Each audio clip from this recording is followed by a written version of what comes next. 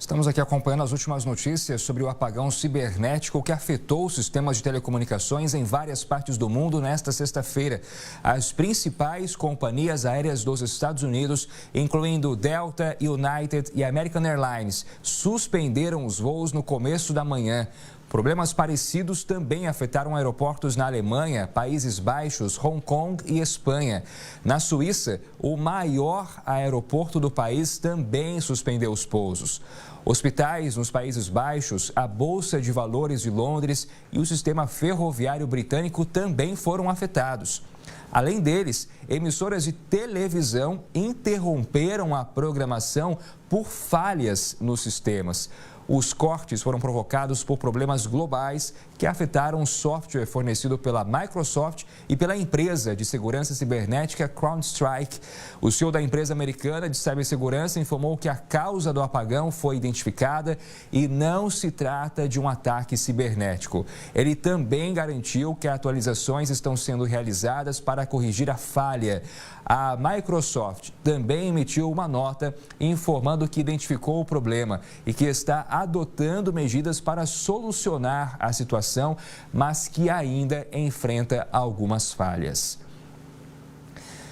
Quem chega para repercutir esse assunto é o José Milagre, advogado especialista em crimes cibernéticos. José, bom dia, bem-vindo aqui ao Alerta Brasil. Qual é a análise que você faz sobre essa sexta-feira atípica que levou a um cenário de caos em várias partes do planeta? Bom dia, Jonathan. Bom dia a todos do Alerta Brasil. De fato, uma situação que nos chama a atenção da dependência de sistemas tecnológicos em todos os serviços de infraestrutura, sejam bancos, aviação.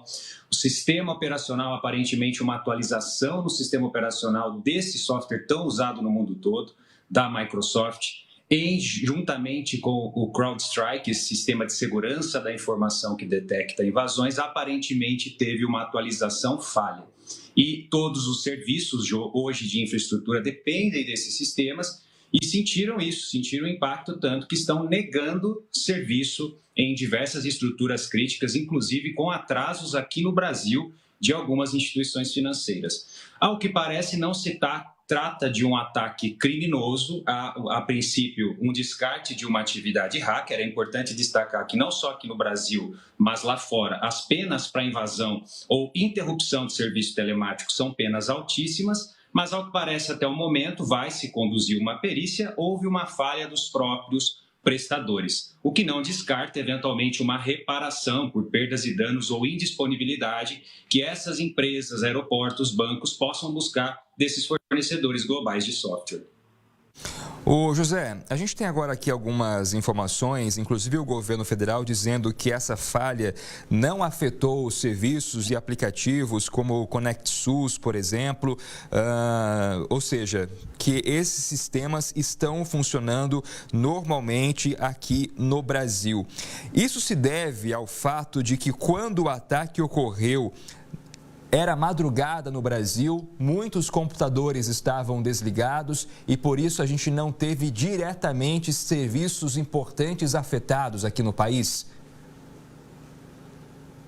Interessante, essa é uma hipótese a se cogitar, à medida em que, a partir do momento em que se identificou que os serviços eles estavam interrompidos ou não operando na sua totalidade, houve uma adoção de resposta a incidente rápida, a própria Microsoft se manifestando no sentido de que já estava trabalhando no problema, da mesma forma a CrowdStrike, de maneira a restabelecer o mais rápido possível. Ainda existem relatos de pessoas enfrentando problemas e no Brasil essa é uma possibilidade. Uma outra possibilidade também é a não dependência exclusiva desses sistemas. As infraestruturas críticas, como aeroportos, serviços bancários, elas possuem redundância, backup, outros sistemas que podem, diante de um incidente como esse, operar ainda que parcialmente. Talvez nesse sentido tenha sido aqui no Brasil em que os serviços governamentais, ao que parece, não foram afetados, mas há muitos relatos de consumidores que serviços bancários que dependem dessas infraestruturas de prestadores globais também estão sentindo aí atrasos, interrupção ou problemas no acesso à sua própria conta bancária. Muito bem, sobre essa questão bancária, a Febraban disponibilizou uma nota dizendo o seguinte, que a maioria das instituições financeiras brasileiras já normalizou os serviços e as demais estão em avançado estado de normalização e trabalhando para garantir o funcionamento de serviços rapidamente. Alguns sistemas das instituições financeiras brasileiras chegaram a ser temporariamente afetados em diferentes escalas pela atualização do antivírus CrowdStrike, mas nada que comprometesse a prestação de serviços de forma relevante. É importante a gente dizer aqui, não é, se a segurança dos dados de alguma forma pode ter sido afetada por conta dessa atualização. Eu sei que ainda é muito preliminar, a gente não tem muitas informações sobre o que aconteceu, mas existe essa possibilidade de vazamento de dados, por exemplo? Olha, Jonathan, diante de um ataque cibernético, normalmente o criminoso ele atua em duas frentes, ou interromper o serviço ou obter acesso privilegiado e dados pessoais. Num primeiro momento, há um descarte em relação à atividade hacker. Então, as pessoas podem se tranquilizar nesse sentido. É lógico que essas empresas vão conduzir uma investigação e é importante, sim, que uma perícia digital, uma investigação técnica seja feita. Se essa atualização foi uma desídia, foi negligência, foi uma atualização dolosa, quem foram os profissionais envolvidos e, sem dúvida alguma, prestar essas informações a todos, inclusive a toda a comunidade e as autoridades, caso ocorra ou algum dado pessoal tenha sido comprometido.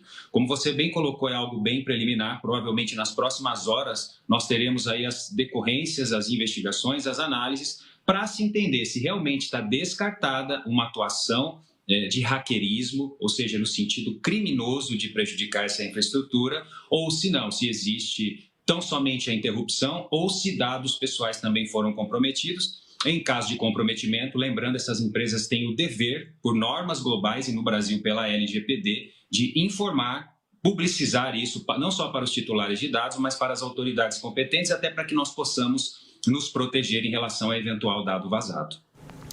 A gente lembra aqui sobre os impactos diretos nos aeroportos. São mais de 1.390 voos cancelados nesta sexta-feira por conta deste apagão cibernético.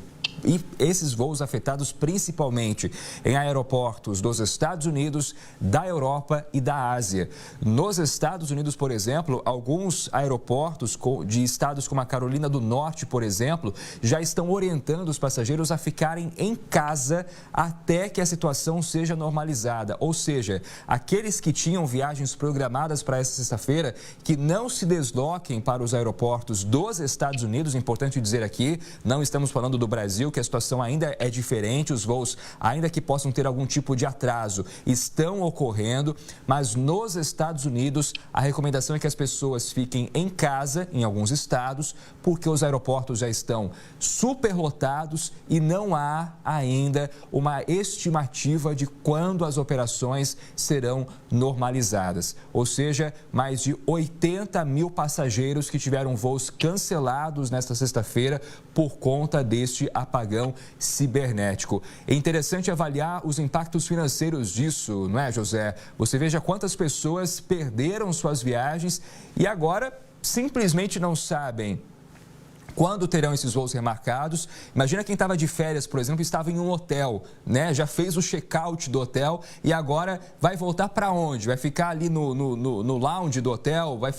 O hotel vai disponibilizar um quarto, mesmo não tendo nada a ver com a história? Então, veja como essa situação é grave e afeta a economia do planeta. Você colocou muito bem, Jonathan. A questão hoje nos mostra duas situações. A primeira situação é a dependência global de tecnologia, a dominância de algumas tecnologias, que o impacto nela, no sistema operacional ou no próprio sistema que foi implementado para descobrir invasões, tem um efeito global, né? Trazendo realmente apagão, porque todos os demais aplicativos, utilitários, ferramentas de infraestrutura técnicas dependem do bom funcionamento desse sistema operacional. E a outra questão que é muito importante destacar é que, independentemente de ter sido um ataque hacker ou não, isso é uma falha na prestação de serviços. Então, o prestador de serviços ele deve ser criterioso em qual fornecedor de tecnologia ele se ampara para oferecer os seus serviços, se munindo de SLA, de termos de garantia, de termos de disponibilidade mínima do serviço e até com cláusulas de eventual reparação e ressarcimento em casos de indisponibilidade que causem tamanho transtorno.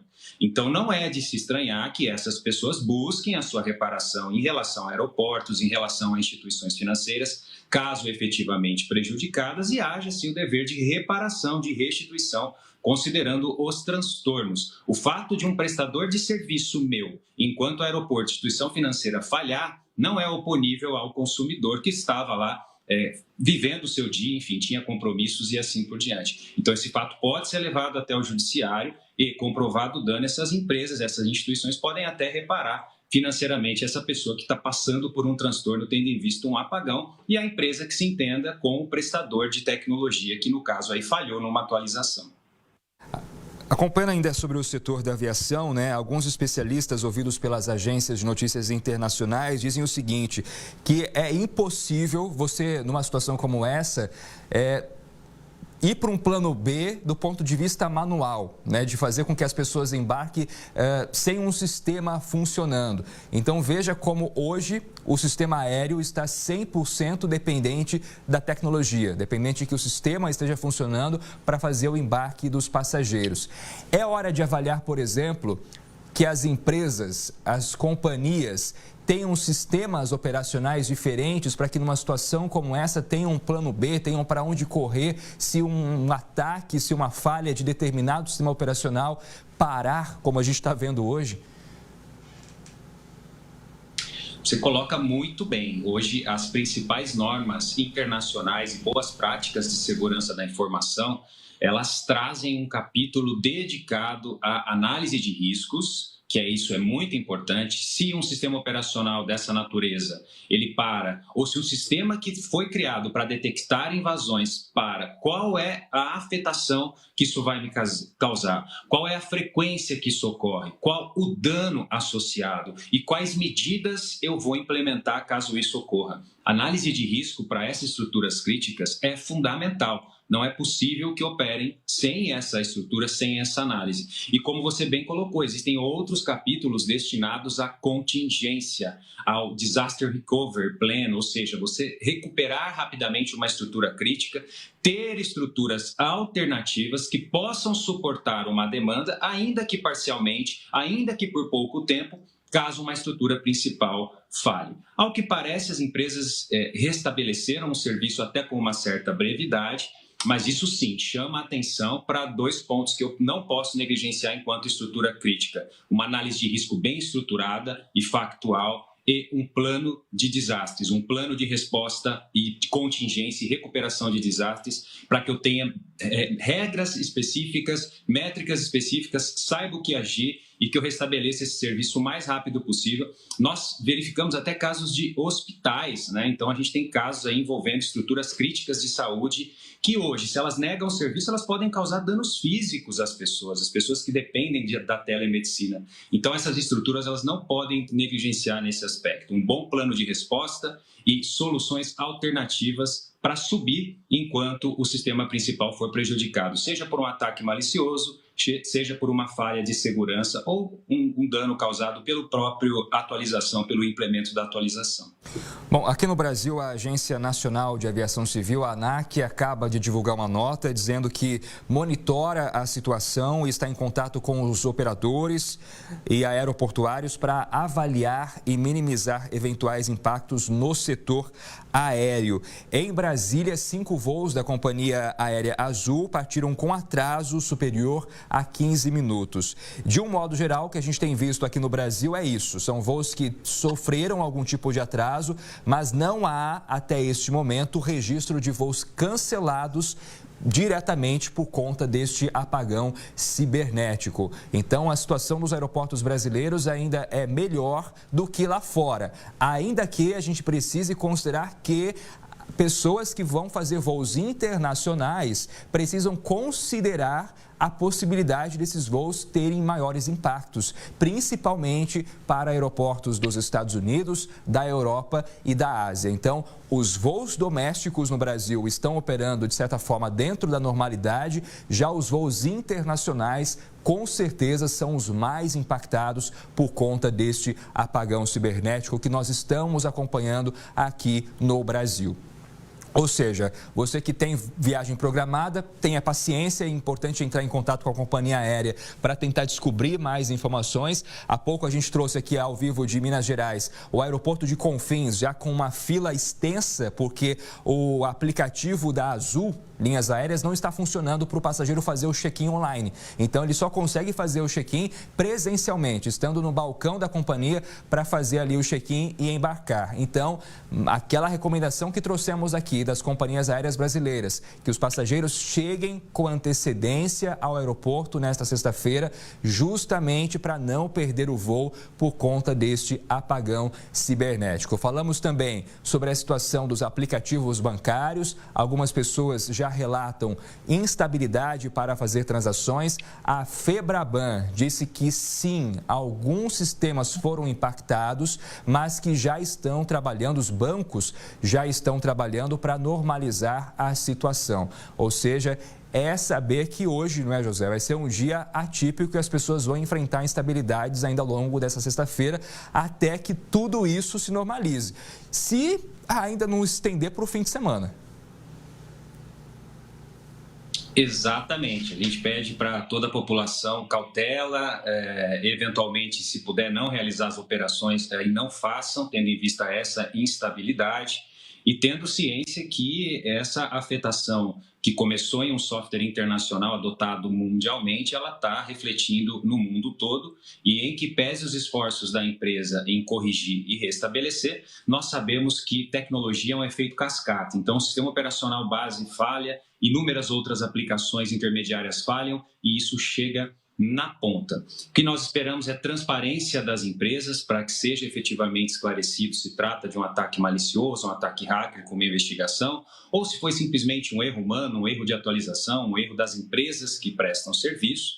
E lembrando que no Brasil essas empresas também têm filial, a Microsoft tem a sua sede, a sua filial aqui, e aquelas pessoas que desejam podem também questionar. Toda forma de interrupção ou acesso a contas ou a seus próprios dados pessoais podem ser questionados. Essas empresas devem disponibilizar um canal de contato, isso é lei, é previsão legal, para que todos nós, enquanto consumidores e titulares de dados, questionemos por que eu não consegui acessar minhas informações, o meu cadastro, a minha conta bancária e, logicamente, que essa empresa deve prestar informações. Então, no momento, nós vamos aguardar aí os desdobramentos para verificar se os serviços restabelecem e entender a causa raiz mesmo. Esperamos que não seja uma atividade criminosa, porque causa realmente danos, pode causar até danos atentados à vida, danos físicos às pessoas, mas que tenha sido uma falha, enfim, uma falha de correção e atualização. É isso que nós estamos acompanhando em relação aos boletins da própria CrowdStrike e da Microsoft.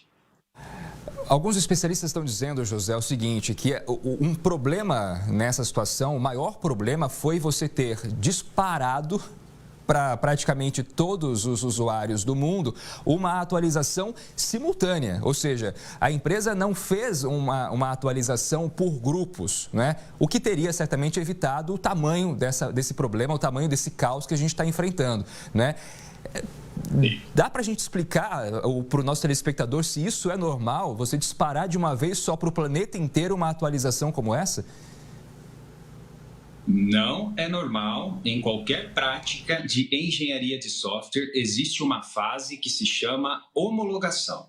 Então, antes do Go Live, antes do software, seja ele um aplicativo, seja ele um utilitário, seja ele um sistema operacional, que é o que nós estamos tratando, existe uma fase de homologação, onde os dados são dummy data, são dados para teste, onde você não virou a chave, isso não está disponível ao público, ou seja, não pode causar danos, cujo objetivo é testar a produção do sistema, a eficiência do sistema, e, principalmente, detectar falhas. É muito comum em engenharia de software que essa fase seja cumprida porque ela é fundamental. A fase de homologação é quando a atualização já foi desenvolvida e ela vai, então, para um ambiente ainda não público, onde ela vai operar por um período e, nesse momento, eu tenho importantes insights de falhas, indisponibilidades, problemas, incompatibilidades. Então, não é boa prática uma atualização global, a menos que isso tenha ocorrido. E ainda assim, o Go Live, ou seja, você colocar um novo sistema, uma nova feature, uma atualização de segurança em produção,